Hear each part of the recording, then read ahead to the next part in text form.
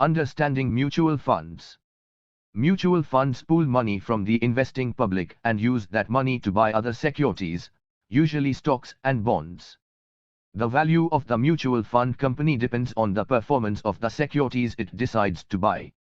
So, when you buy a unit or share of a mutual fund, you are buying the performance of its portfolio or, more precisely, a part of the portfolio's value.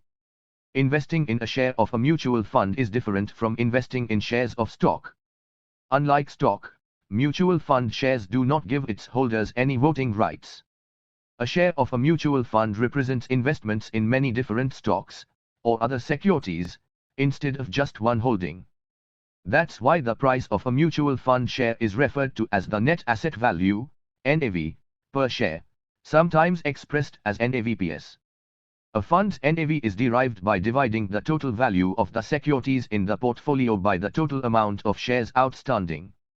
Outstanding shares are those held by all shareholders, institutional investors, and company officers or insiders.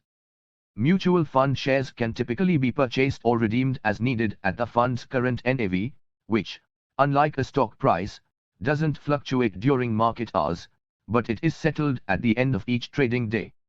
The price of a mutual fund is also updated when the NAVPS is settled. The average mutual fund holds over 100 different securities, which means mutual fund shareholders gain important diversification at a low price. Consider an investor who buys only Reliance stock before the company has a bad quarter. He stands to lose a great deal of value because all of his rupees are tied to one company. On the other hand, a different investor may buy shares of a mutual fund that happens to own some Reliance stock. When Reliance has a bad quarter, she loses significantly less because Reliance is just a small part of the fund's portfolio. Thank you.